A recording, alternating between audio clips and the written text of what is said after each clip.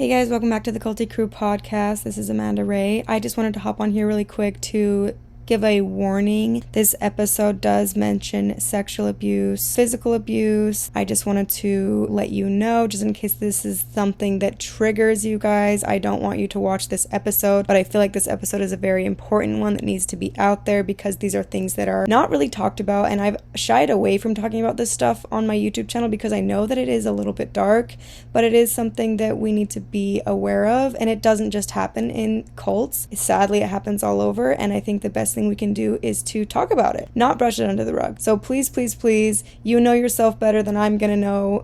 So please don't listen to this episode if it's going to trigger you. I do not want to be triggering anyone. That is not the point of this podcast. This podcast is to bring awareness and to have open minds to grow and become the best versions of ourselves. For anyone who is going to be triggered, there is a little clip of Harper talking in the next clip. So if you want to wait and just listen to that, and then you can go. Say, welcome back to the Culty Crew podcast. This is episode 4. No. My name is Harper. My name is Harper. Welcome back. Welcome back. To the Culty Crew Culty Crew podcast. podcast. Say, this is episode 4. This is episode 4.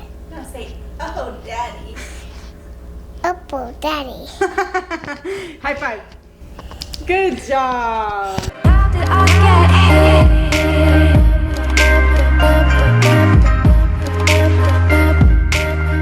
Welcome back to the Culty Crew podcast. This is episode 4. My name is Amanda Ray, and for those of you that are new here, I escaped a polygamous cult when I was 17, almost 18 years old, and today we have a special guest, which is my cousin, Michelle. Say hi. Hello. If you want to hear more about her entire story, you can go on my YouTube. We only have one episode with you, huh? Yeah, it's just like some of my time in the order.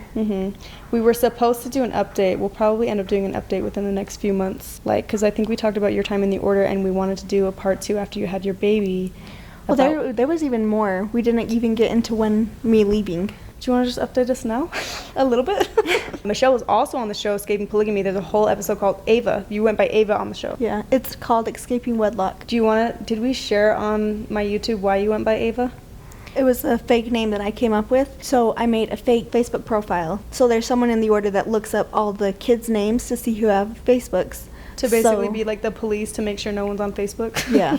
So I wanted a name that wasn't a common name in the order. I followed like all the people who had left, so people knew that I was from the order, but they didn't know who I was. So I could tell who I wanted, who I was, when I was ready. That makes sense. I was wondering why you went by Ava, but I kind of assumed it was similar to like Gerald, how he changed his name to Val when he left because he was afraid of them like following. That's kind of what I thought it was. I'm at Michelle's house now, and I really wanted to record as we were talking about this conversation that I thought was really interesting because I've never covered this topic on my YouTube, my podcast, anywhere. We were discussing how the order trains us to be so loyal to them, protect them at all costs. When we were in the order, we weren't even protected by these people. And why are we expected now that we're out? We had to go through so much to get out and to protect ourselves. Why are we still expected to protect them when they never even protected us? Exactly, because you and I both still get the repercussions, and I still get people in the order being like, why couldn't you just leave and not throw us under the bus like that? Like, we're your family. Like, they pull the family card when it benefits them. When they were beating me, they weren't my family. And when we chose to leave, then where was my family? I haven't talked about any of like the sexual abuse that happened to me while I was in the order, especially because part of me did feel like I needed to protect my abuser, which sucks. But or that it was your fault in some way and you deserved it. No, my dad, the first thing he said was, well, what were you wearing when it happened? And I was like, well, I was 5, so... I actually talked to a family member recently. He told me, well, if this person is wearing a crop top, then I don't want them around me. And I said, do you understand that is putting the blame on the clothes rather than the person looking at them? Yeah, it's also like, why are you giving this crop top so much power over you too? It's a fabric. Literally. When my dad was saying that whole thing, like, what were you wearing? And I was like, oh, I was 5, so probably whatever my mom dressed me in. But also, it continued into like my teen years, and that's why DCFS got involved with the entire case, because no matter how much I would talk about it to my parents, they wouldn't protect me. Yeah. Because it's almost like, I feel like these religious cults, not even just in the order, but in any like very strict place, any strict religion, even like you hear about it in the Catholic Church, it gets brushed under the rug so much. So my teacher told me, she said, I told her what I saw, and she said, well, don't talk about it. Don't worry about it. And she got mad at me. And so I went home and I said, this? Oh, it was someone in the order. Yeah. Okay. Yeah. Someone in the order when I was growing up. And then I went home and I told my mom and I said, well, this happened, and I told the teacher and she said, don't talk about it, and she got mad at me. And I don't know if she was really listening to me because she has how many other kids, like 9, 10 kids at the time. But she said, well, if your teacher told you not to talk about it, why are you talking about it? Oh my god. So that was the response. From the things I saw, and so I was like, I guess we just don't talk about this. And that's what the people who were doing it said too. Don't tell anyone. Yeah. It's ridiculous because it's like, it sucks because it happens all over the world. I heard the statistic that in the order, it's like 1 in 2 women will be sexually abused by the time they're 18 years old, which is sad because... And then marital rape happens all the time. Oh yeah. I heard one girl be like, I am so excited for my husband to get married again so he can finally get off of me. And it's like, that's common. Like, why even get married? If that's the case, like, I would rather be single for the rest of my life. But marital rape is not a term there. I don't even think sexual abuse was a term. I didn't understand the difference between rape and molesting until after I left. We just didn't use those words. Yep. Just like words. Depression and anxiety. Yep. It's like, if these words are not spoken, they don't exist, which is sad. It's kind of true. I didn't know what autistic was, and it's sad because we still treated them as the same. They had the same responsibilities as someone who didn't have those. Their mind isn't exactly the same. They need more help, and help in a different way. Mm-hmm. And not every person or child that has autism needs to be helped in the same way. Mm-hmm. Just like every kid. Every kid has their own needs, but it was also love language. Yeah, we saw it with people with Down syndrome too. We saw women who had these mental disabilities. Yeah. And they still expected them to get married and have kids. And there's people I know of, they took them off so they would have seizures. They took them off their seizure medication because it was making it harder for them to get pregnant. Oh, so my they God. were literally risking their life to have a baby. Wow. And then they have the audacity to be like, why are you not being loyal to us when you left? Like, bitch! Well, not only that, but why are you still talking about it? Because nobody that's there is helping anyone. Mm-hmm. I remember living there and nobody protected me. So I am protecting my siblings that don't have a voice. Yep. And everyone else that doesn't have a voice. And someone brought up this point on, I thought it was a really good point to mention on my last Culty cup of coffee, because I was kind of frustrated. I was like, why is it that older people are seeing all this abuse happening and they're not doing anything? But then someone brought up, well, if it's normal, then it's normal. They don't think it's abuse. I didn't know it was abuse. Yeah. I mean, I knew when the board with the nails in it came out, and I knew that was abuse. Yeah. But up until that point, I was like, oh, they're helping me. Because, when my first memory of my dad is him beating me. And he told me, he said, I am helping you. And he told me after the beating was over, whatever, he said, okay, now give me a hug and tell me that you love me. And I made a face at him, and I'm like, at this time, I didn't know he was my dad. So I, made a face at him, and he hit me some more. Wow. Because he's like, that's not... Because you wouldn't say I love you? Yeah. And I'm like, how do you love me if you're just got done hitting me? Mm-hmm. And it was because so I sneezed during family prayer. And he thought I was laughing. And that's why the abuse came in. And at that point, I tried to explain myself, and he didn't even listen to it. He didn't care. Wait, at one point did you realize he was your dad? So they told me when I was 8. In my baptism interview, I went in and my dad said, so it was my mom and my dad and me, and he said, do you know who your dad is? And I said, I don't know. And he said, well, guess. And I said, is it Paul? And he said, no, I'm your dad. And he was mad and that I didn't know that. But it's like he purposely hid that from you. That's the thing too, is a lot of people wonder on my YouTube channel, why did they lie about who the dad is? Why did they lie on the birth certificates? It's because, well, this is what I'm kind of confused too, but it's what I understood is it was that they were so afraid of getting prosecuted for living polygamy that they would just lie. I didn't even know that my dad was my own dad because my mom's not the first wife. So the only people that have the luxury of knowing who their dad is the first wife's kids. But then it's so when I was 8 or 9, then they started changing it because they realized if someone comes up to me in the order, this is how it was explained to me. If someone comes up to me and says, who's your dad? I would say, I don't know. And they would say, what guy comes to your house every now and then? And I would say, oh, Uncle Jesse. And so they said, instead of me saying that, then they changed it to say, now you need to say dad. And they literally had a week. They would ask us so many times in a day. They'd say, who's your dad? Dad. Who's your dad? Dad. Who's your dad? Dad. Just in case someone came up to us and said, who's your dad? Dad. I don't know what his name is. So they started knocking that into our heads. Because I always wondered, too, like, why is it? Because I didn't ever call my dad Uncle Verl. He was just Verl. I didn't know who this guy was that was coming around. His name was Verl. I didn't know who he was. But I noticed David's kids said Uncle David, and Jesse's kids said Uncle Jesse. Who came up with that and why? Well, like for me, he was my mom's uncle. He was my uncle. And that's the thing. I asked my mom, because we would call him Uncle Jesse, and I'm like, and Uncle Paul and Uncle David. And I would say, why do we call them Uncle David? And she would say, well, they're grandma's brothers, so they're your uncle. And so I'm like, okay. And then when my dad said that he was my dad, and then that I got in the car after the interview and I said, so you married your uncle, Mom? And she's like, yeah, don't talk about it. Wow. And she was like, mad. But that's the thing. And then my mom had a baby. So my sister had a girl in March. My mom had a boy in May. And then I made a joke and I said, look, then they can get married just like you did, Mom. And she got really mad. You're like, why are you mad? Because they were taking pictures of them together, and I was like, then they could get married, they can have this picture on their dresser, just like Dad has a picture of him holding you on his dresser when you were a baby. Oh, wait, they had that picture in your house? Yeah, it's on my dad's dresser in my mom's room. And so actually in that picture, my dad is holding my mom, David, my mom's older sister that he married, and Jason is my mom's younger sister that he married. So all of them married their nieces? Yeah. Weird. Did they talk about that picture a lot? In my mom's house they did. What did they say about it? That it was that direction? my mom and dad grew up together, and that's the thing. They would, when they were in a teaching moment, they would say it was awesome that they grew up together.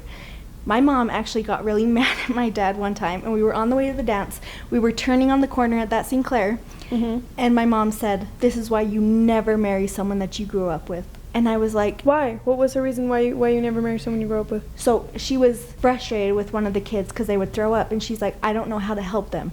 And my dad said, well, I'm sure nobody knew how to help you when you were throwing up when you were little. Because I remember that you used to throw up all the time. So he was pulling dirty laundry basically from her childhood? Yeah. And so then my mom made the comment, I don't even know if she remembers, but she said, this is why you never marry someone that you grew up with. And I was like, so how am I supposed to get married in the order, but not get married to someone I grew up with? I feel like when I talked to you about your relationship with your mom, you were like the closest one to your mom. Do you feel like that, or was she pretty close with all of the older kids? No, my mom and my older sister, they kind of butt heads a lot. But I kind of grew up with my mom, and as all the kids were leaving the nest, whatever you want to call it, then she needed someone to latch onto. I feel, in my opinion, this is how I looked at it. Then I went through trauma with her. The older kids, they didn't really complain to her a lot. I complained, and I was like, well, this isn't fair, and so she kind of like thought, about your dad? Yeah, well, like anything. My dad, the other wives, the sisters. How many wives does your dad have again?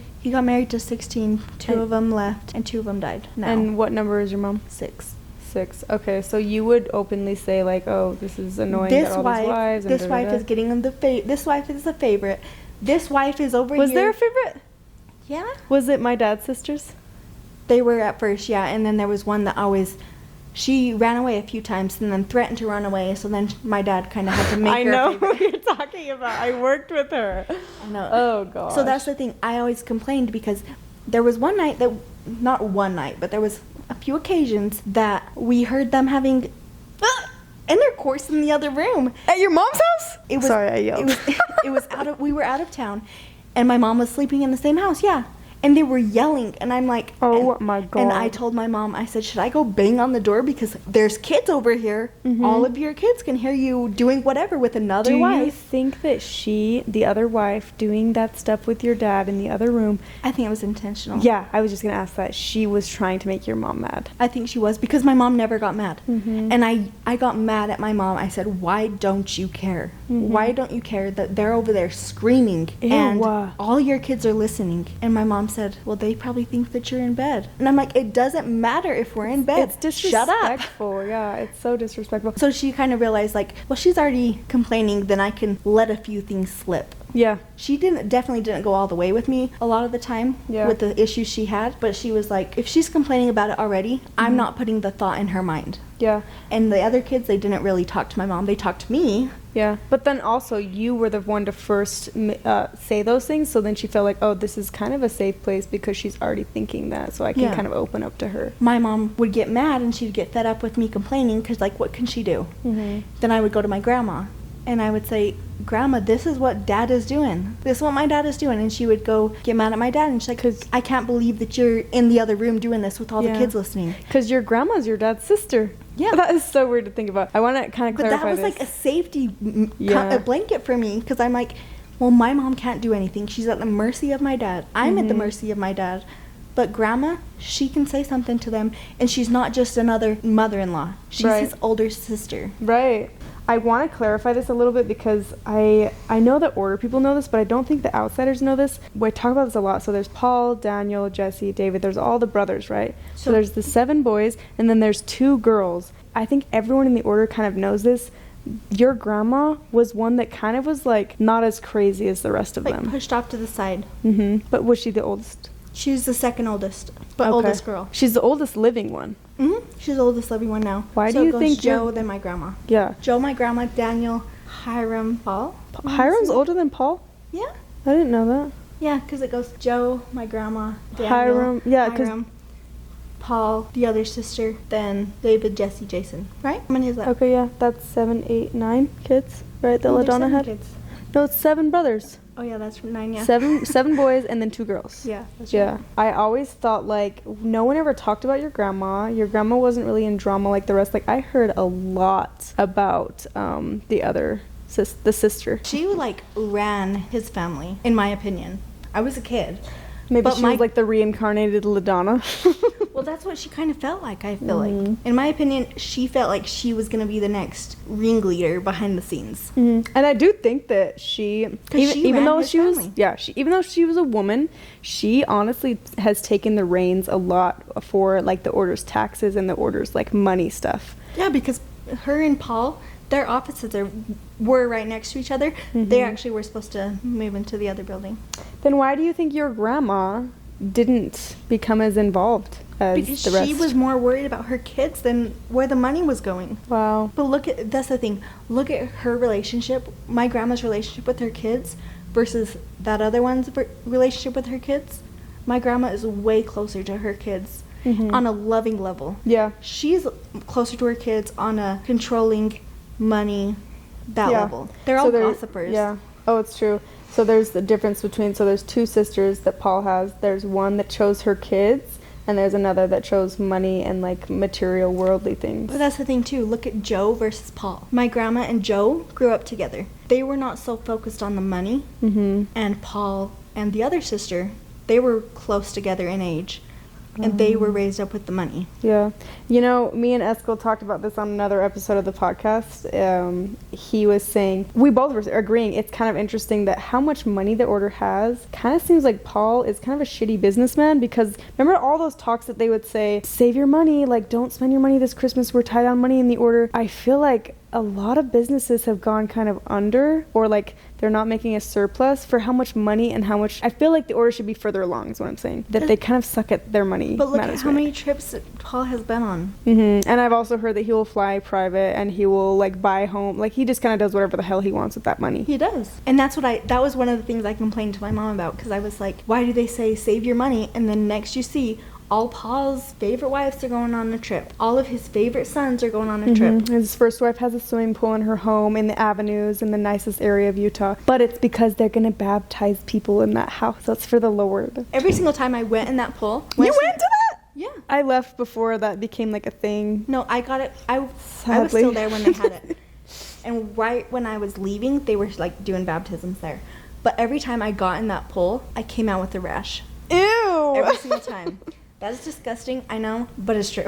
It's funny because we had the baptisms at the Bountiful Pool. Did you ever get a rash at those There were leeches at the bottom of that pool. I never got a rash in that pool. But in her house pool, Ew. I'm not going to say things are happening in there, but I came out with a rash every time.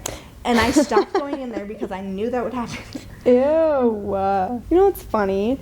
I think that the closer you get to Paul, okay, so Paul has 27 wives. I met a lot of his kids. The kids that are not as close with Paul seem to be like more genuine and nice people. The kids that were closer to Paul were very, like, I heard stories of like molestation, like creeps, weird, like, you know, the first wife, Patty's kids, all of them are so like, just like my sister's husband. He literally took all of her money the second she got married, the second they walked down the aisle. He didn't even think twice, too. No, and he gave it to the third wife to go buy a house. They almost seem like more robotic than the rest. And literally, he has kids that my sisters, my dad's girls, are paying for them to go to college. Literally paying their tuition while they're trying to raise kids, pay all the bills. It's like, is it not enough that you have to take care of the kids, pay rent, have a full-time job, and then on top of that, you have to pay for your husband's education? And that's the thing. And then the ones further apart, they hear like, oh, we're supposed to be good husbands. We're supposed to be good leaders. And so they try to. But the ones close to Paul, they're like, he doesn't do that shit. Okay, I can't speak for all of the women, but I can talk about the women that have reached out and wanted to leave,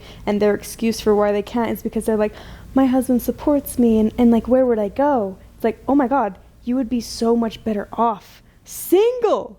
What is the guy doing that's contributing? It's my mom, for example. We could look at the budget that they had for the order. Wait, what?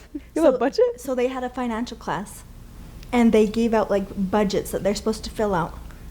For the women or for the men or for both? For the household. And they said on the bottom there, it says, this is only for order use or order purposes. And I'm like, well, I got a copy. What does it say? Should we look at it right now?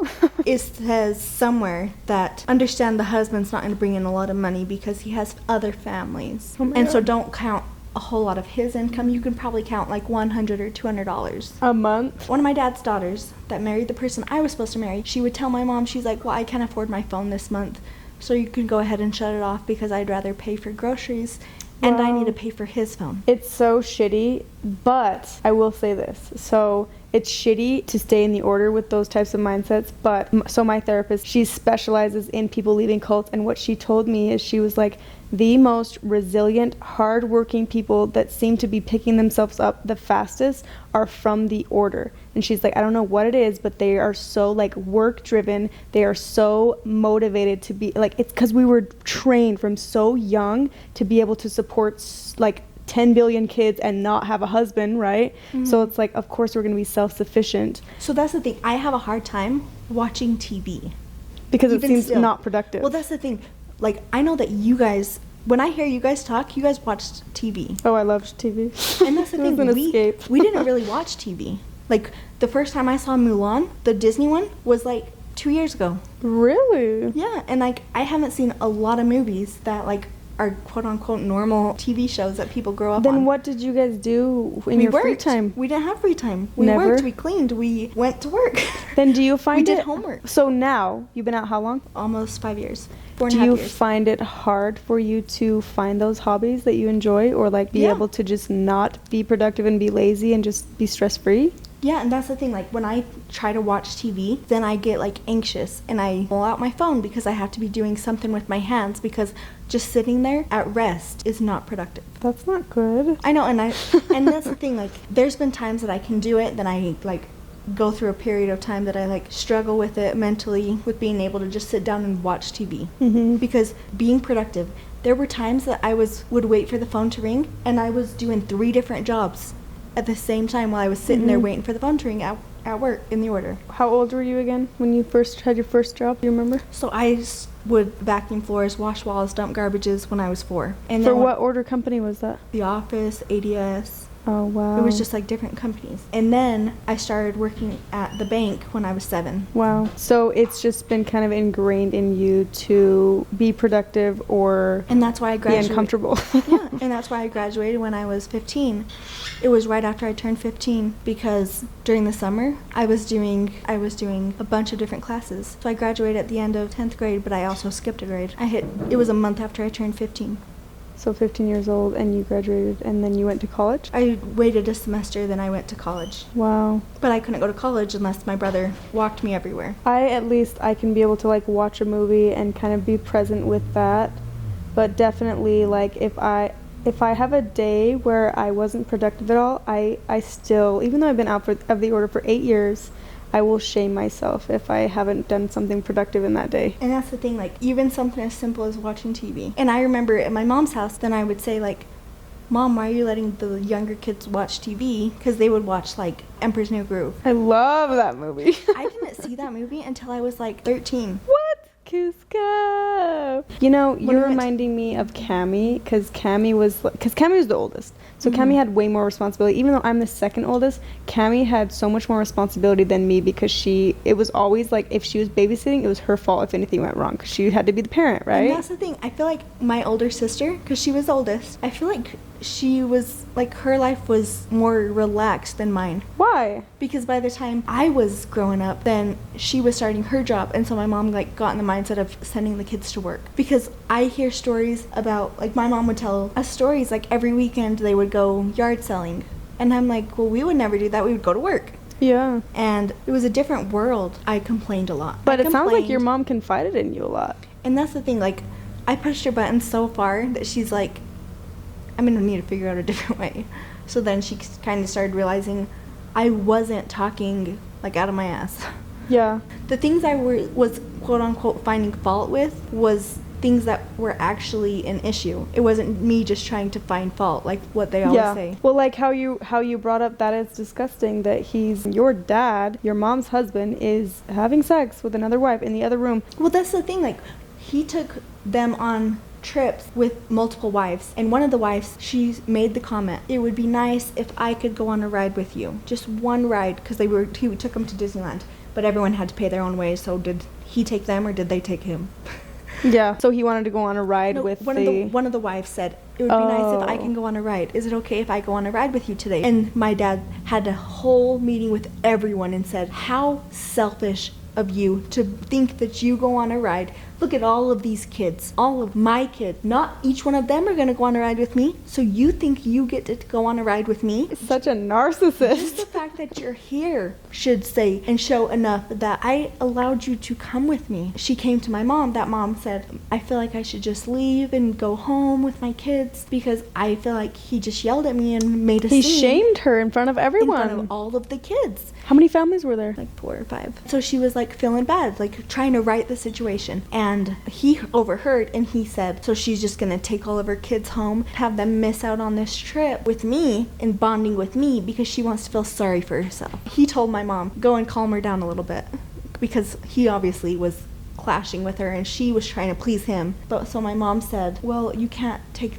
your kids away from the situation. They're bonding with their siblings, they're bonding with their dad, just allow them to have fun. Yeah. And she said, well, should I just stay home then? Because it's hurting me to see that he doesn't even care to spend time with me. We're on vacation, but he doesn't even want to spend time with me. And when I ask, then it's an issue. Yeah. And so she said, my mom told her, like, we just don't think about it, just don't worry about it. And she told my mom, I don't know how you do it every single time, but you just don't let it bother you. And that's what frustrated me so much, was it just didn't seem to bother my mom. Maybe she just turned off that switch. And that's what I asked her. I asked her over and over and over again until she finally gave me an answer that made sense to me. And she said, it comes down to, would I rather spend time building a relationship with my kids or worrying about what place I have in his eyes and fight against the other women? Because my kids are going to last longer. Yeah. He already has a relationship with me. He already has all these other wives looking for his attention, begging for his attention. I'll let him go play with them, was what she said. It sounds like your mom takes after her mom, which, where she picks the kids instead of,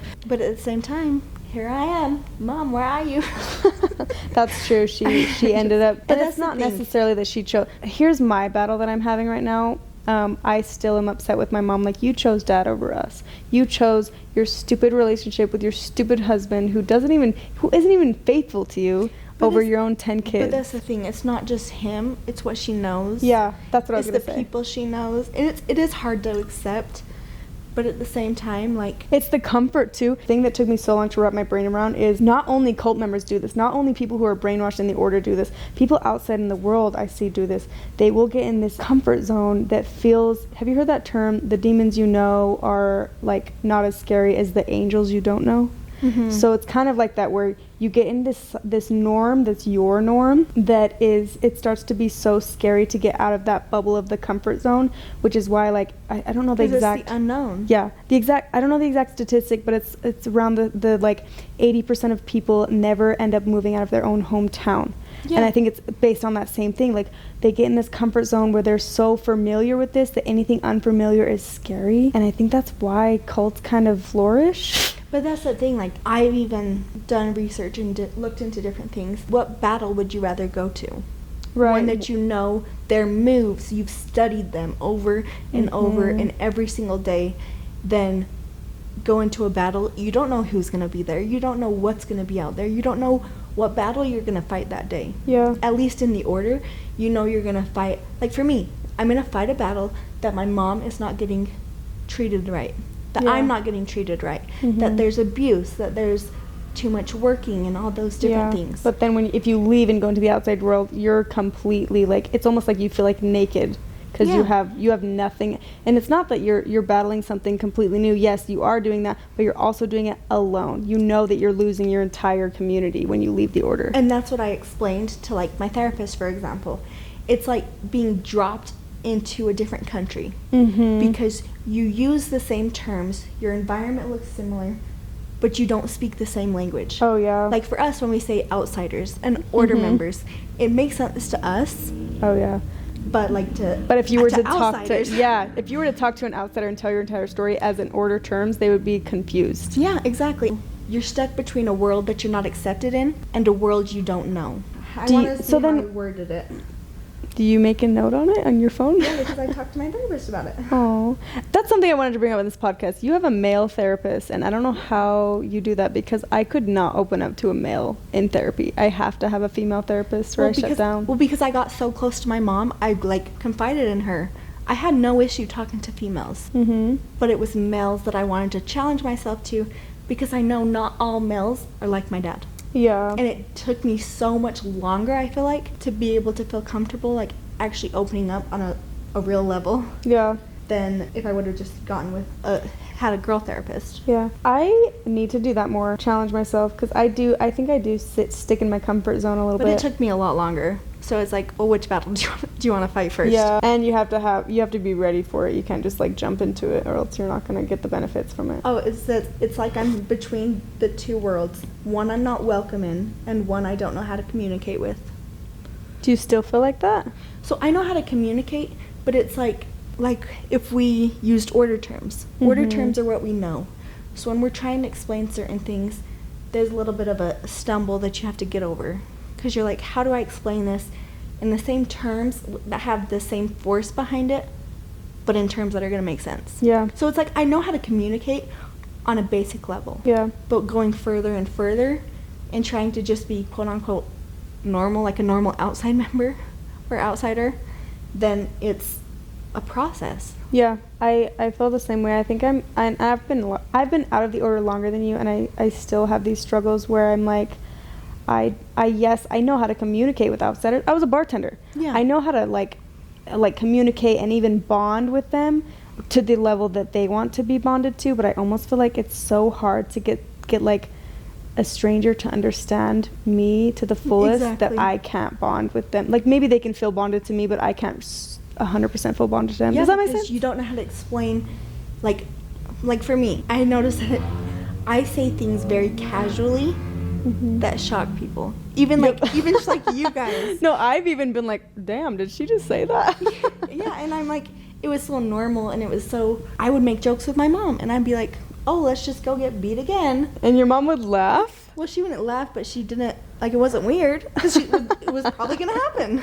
Wow. So it's funny. Like, I don't know, like, yeah. So I got then, super comfortable with her. Do you feel like, because this is something I still struggle with, I honestly can only say, okay, excluding my like Culty crew family and Patreon family that is like online friendships that I really do feel like some of them really are real friendships that I could meet them in person and be friends with them.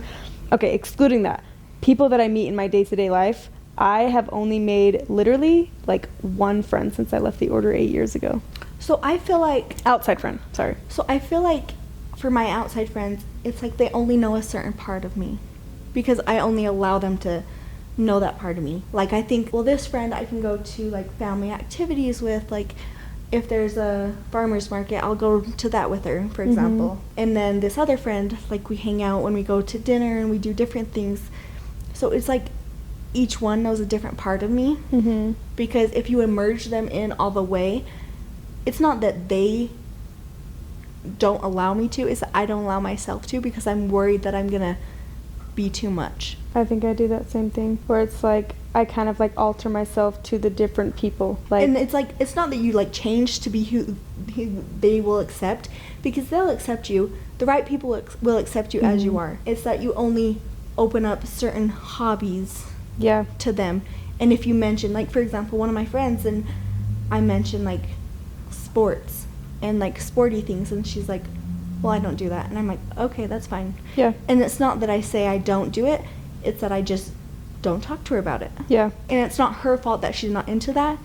It's just, it's hard to find people that I feel like I can emerge all the way in, especially because of how casual I talk about things. Like I said, even with you guys, and you're like, okay, Michelle. I don't say, okay, Michelle. I'm just like, oh, damn, I wish that I could, like, just be that honest and real. Well, that's the thing, like... But I feel like, see, this relationship that me and you have, I wish that I could have that with an outsider, and I don't think that I could. But that's the thing, because we're bonded on a different level. We weren't friends in the order. The only people I have felt like an instant connection to are people who have left the order later, and they tell me their story. I'm like, oh my god, I bond with you because I lived that life. And then FLDS, like Marianne Barlow from the FLDS community, I met her, and instantly we've been friends since, because we lived the same life. But like outsiders, the only people that I really bond with are, sadly, people that have had trauma. Like, I can't bond with an only child who had everything. I've tried. That's the thing. Like, with me, I'm pretty sure I told you this before, but there was this girl at work. It had been 30 minutes that we came back from break, and she's like, oh, I'm so hungry. And I said, okay. Don't take advice from anyone where you look at their life and you don't want their life. Because if you take their advice, you're taking advice on a life that you don't even like, you know? The only reason you should take advice from someone where, let's say there's a shitty person and you think they have good advice on, like, I don't know, for example, financing or like home loaning or whatever, because they've spent their entire life doing that, progressed in that area, you can take advice on that stuff. This is what I've learned in my 26 years of life. People love to give advice when they have no knowledge on that. I know.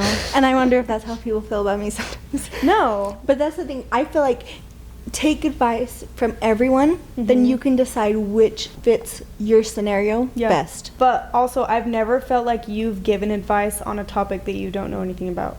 You give advice on parenting. You're a parent. You give advice on your, like, coping mechanisms, your trauma and stuff, because, yes, you've gone through all of that. And that's why, like, I'm so open about the things I deal with and the way I handle things, because in my head, I'm like, and I try to tell people, this is just my way of doing it. If it doesn't work for you, that's great. This is just what works for me. Yeah. Because I think if they want to take the advice, go ahead. If they don't want to, I'm putting it out there. They can pick it up if they want. They don't have to. I can't control if they pick it up or not. Yeah. And the only thing I can do is help in the way that I know how, which is to tell them what I went through. Yeah, your personal life experiences. And that's what I tell people, like, even with parenting, because I tell people, like, I've never hit my kids, either one. And they're like, some people are shocked. And, like, I know my dad and my mom are like, well, that's why your kid talks back. But it's like, naturally talk back. But that's the thing. She's not talking back. She has a question, or she's trying to explain something, or she's trying to let me hear her side. There's not just my side because I'm the parent. Yeah. But it's like, I just tell people, this is the way I deal with it, because if it works for you, not everyone's the same. Not every situation's the same. So pick and choose the things that work best for you. If that doesn't work, try something else. Yeah, and I try not to give advice unless it's like people are asking for it. But I also will, like on my YouTubes and stuff, I will give advice that I wish that I would have known when I was younger. Yeah, and that's the thing, like, I wish that there was someone that was so, like, I feel like I want to be so open, and if someone has a question, I'll let them know the knowledge I have on that. And I try to always preface that and say, I don't know a whole lot, this is just my experience, or I have no experience on this is what I've heard. I try to let them know, like, obviously I'm not an expert. Yeah. But if I know something that can help you, great. If not, either you can go find it on your own, or I can try to help you. Yeah. But at least you're giving that piece of information. You're feeling like you're doing your part. That's what I was going to ask you, because you are one of the ones. So I've interviewed a lot of people on my channel. You are one of the ones that I feel I've been like, you were so like eager to be a part of it and a part of like the process, and so open and so like raw. That Which I wanted, process? Of sharing your story. Yeah. And of just like being so present with it, and so almost like I feel like you have the same passion that I do. But I wanted to ask you, like, what do you think drives you? Because you also went on the show, you also have been just like so willing to, even on your Instagram and like I feel like every social media that you have, you kind of give these pieces of your story. Is it your younger siblings that motivate you? Like, what motivates you to want to share and be so raw and real? Because for some people, that's really hard for them. They don't want to share those raw, vulnerable moments, because then other people can use that as fuel to attack, right? And so that's the thing. When it comes to the show, I did that because I knew a story was going to be told about me. My dad was going to tell a story. Different people in the order are going to tell a story. They're going to gossip. It's going to turn into whatever version. Me going on the show, I could tell my own story. Yeah. So they could hear it from me. They wouldn't hear it from whatever dad wanted to throw in. Yep. So that was my motivation for that. And then, for one, is it's not a secret that I went through a hard time. People, when I left, people were like, I didn't know that you had it so bad. I didn't know. And I'm like, I know that you didn't know. That's why I'm putting it out there, because it's not all peaches and roses like you guys think it is. Yeah. So like, to stop lying for them. Yeah. That's the thing.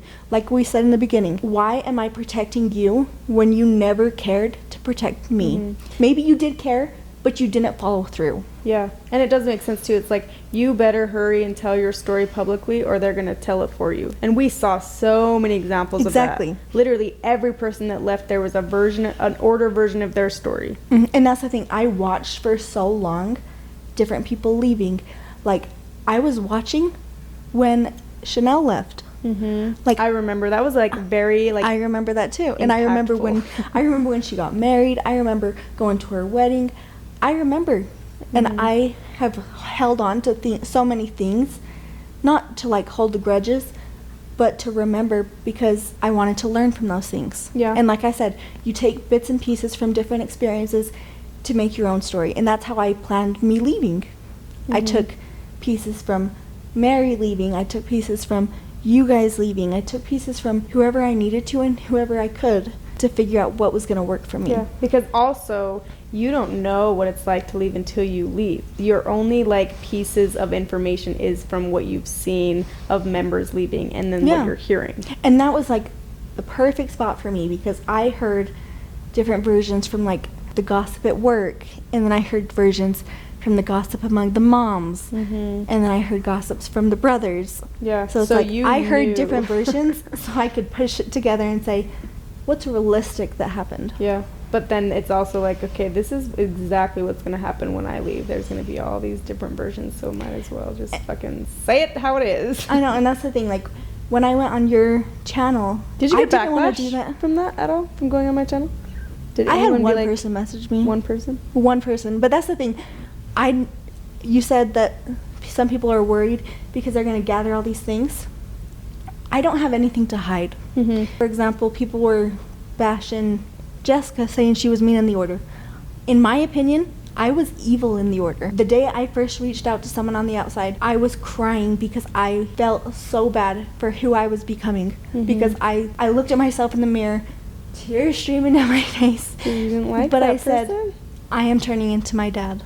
Wow. And if I keep going down this route, I'm going to be just like him. How did you have that sense of self-reflection, like realizing and Because I wanted to be a good order member. I wanted to be a good person. And I would go to church and I'd say, okay, I'm going to start today. I'm not going to, if someone is mean to me, I'm just going to keep my mouth closed. And then I would go about 5 minutes and someone would be poking and trying to pick a fight. And my sister would go lie to my dad and say I'm doing all this stuff. And I would try so hard. And I'm like, why can't I get it? What is wrong with me that I can't get it? It's the environment. Exactly. It's like, but then seeing people leave, then I knew it was the environment. Yeah. So I knew it wasn't just me. I knew I wasn't going crazy. And then I would talk to my grandma. And I'm like, Grandma, is this right? Is this right for dad to be sleeping with another wife in the room, screaming all night long? And his own sisters. He's married to his half sisters too. Like that. Exactly. That's like so. Even being an order member, I thought it was so fucking weird that my dad was having sex with his half sister. It wasn't weird to me. It wasn't. Well, I didn't think about it, but it wasn't weird. Maybe It wasn't. because your mom didn't bring it up ever, huh? My mom brought it up and was like, "Ew." Well, that's the thing. Oh, yeah, that's probably why. Because your mom wasn't. Because my mom was his niece. And your mom was born in the order. My mom was not. I think that's a big difference. Yeah, that that's I didn't true. think about till I left. But I was like, why was I so? I used to think, why was I so special that I left? Like, I must have been smarter than other people. No, it was because my mom. I don't want to place the blame on my mom because my dad already does that. But my mom wasn't born in the order, so she noticed things and she was like, what the hell is wrong with this place? Yeah. And then she was kind of like, she would talk to us kind of like how your mom would talk to you. Because Yeah. we were their only friends. We were Exactly. who they confided in. Well, because if they went and talked to a different wife, then they would go run back to dad to just try to get an upper hand. Yeah. And we were the ones that would like, why would we go talk to dad? Like, that's just going to Like, get we everyone didn't like in trouble. we didn't Yeah. like him. Yeah, we all hated him the same amount. That's a good point, though, what you were saying, how you started to realize that you were becoming your dad. And that's something that I think that takes a lot of self-realization, but it's also have you ever heard the quote? So basically, the order is a very toxic and like sick environment. And have you heard the quote that's like, you cannot heal in the same environment where you got sick? Yeah. And that's something that I always hated the quote. My mom would say this all the time. Bloom where you're planted, Amanda.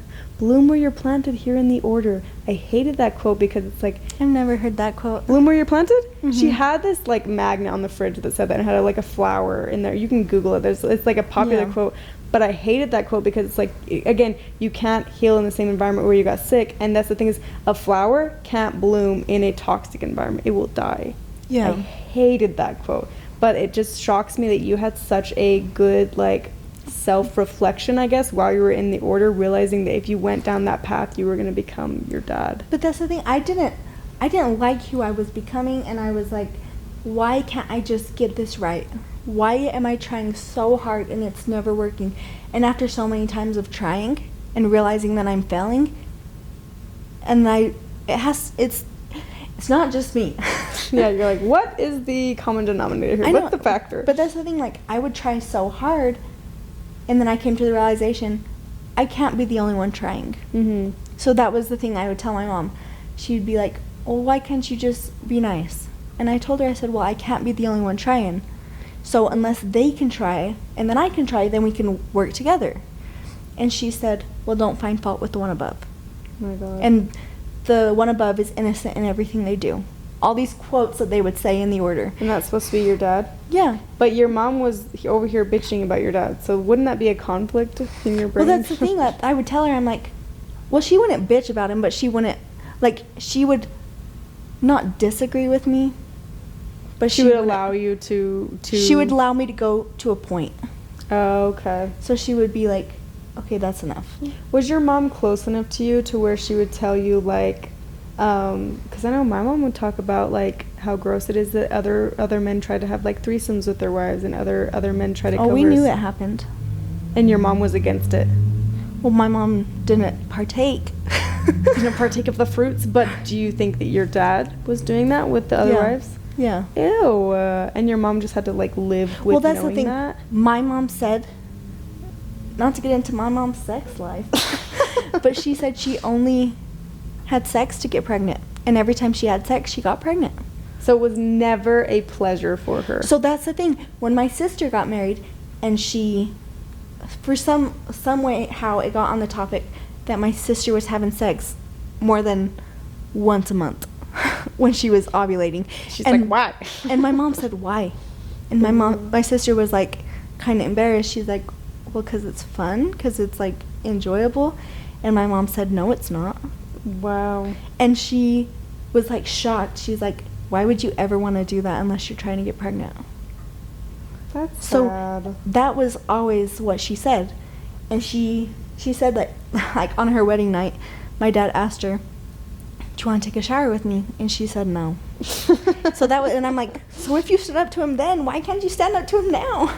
I think it goes along the lines of what we were talking about, the comfortability and, like, getting so, like, she's like so lost in this world and the order now that she doesn't know anything else. I know, and that, so she was only engaged for like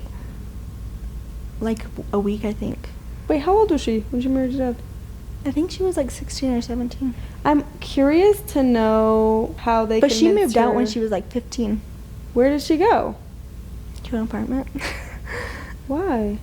So her older sister bought one side of the apartment, and they said the other side's open, Yeah, she and they just- offered it to my mom, I guess. So she moved out before she was married. And I'm like, well, why can't I do that? And my mom's like, you don't want to live with me? And I'm like, well, I want to live with you, but I don't want to live under dad. Mm-hmm. And she's like, well, if you move out, you're still going to be under dad. So I was like, well, then what's the fucking point? Yeah, might as well stay here. I know, yeah. That was something that I thought was like, I mean, not to get too off topic, but my dad was always like, you can't move out unless you're married. You Yeah. can't go to college unless you ask your husband when you're married. You can't, even piercing your ears. It was like a big no-no when I pierced my ears because it was always known that you have to ask your husband if that's like okay. And that's the thing. Those were all the rules that I heard too. And then all of a sudden I heard my mom got moved out before she was married. And she's like, well, there was somewhere available. And so they always had a reason to Yeah. combat it. I feel like I brought that sadly Oh. into my marriage. Like I without even realizing, Yeah. moved out of my dad's house. How my dad was to me. It went from Placed my that. dad, and then my husband became my dad. But that on was accident. the role in the order. That was what you were Yeah. raised to do. So though. it's like I left the cult, but I also brought the cult with me in my marriage, sadly. Yeah. And so I would literally, this was a conversation a lot in my marriage. I would be like, is it okay if I do this? Or how do you feel about that? I would always ask for every little thing. And he even was like, why are you asking me for permission? And I was like, what? But that's the thing. He also didn't come from a family that was super ingrained in the order. It's true. He didn't come from a polygamous family. So he would be like, you don't have to ask me on these things, like you're your own person. But he did also come from the order and be like, well, I am the head of the house, so I will Yeah. have the final say. And I totally agreed with that because I came from the order. So I didn't even realize that I was in the long run suffocating myself by allowing him to have that control. if that Yeah, makes and sense. also like partially placing that. Giving it to him. Giving it to him, yeah. Giving my freedom up almost. And that's where I was going with this. I was going to ask you, do you feel like you accidentally I want to know, did you bring the order with you when you left on accident? So I did bring the order with me in some ways. The way that, like, for the relationship me and my mom had, I brought a lot of that, and there were a lot of positives in that. Being able to love your kid. The way that my mom loved. You guys, my camera died while I was at Michelle's house, and so it cut off right when she was talking about how much her mom loved the kids. But basically, maybe I shouldn't speak for her, but I was there listening to her, and it sounded like her mom had a really good love for the kids, and she chose her kids over her husband. They were able to have a more real love in compared to other order members having a very, I don't know, like fake love with their parents, a very conditional love. I do believe that the order doesn't really, at least I didn't see anyone practicing unconditional love, because at the end of the day, we all had to accept the fact that we would be cut off if we left the order. And in my opinion, that is not unconditional love. If your parent is willing to cut you off 100% because you decided to leave a church or not go to college or any little thing like that, then I don't think that is unconditional love.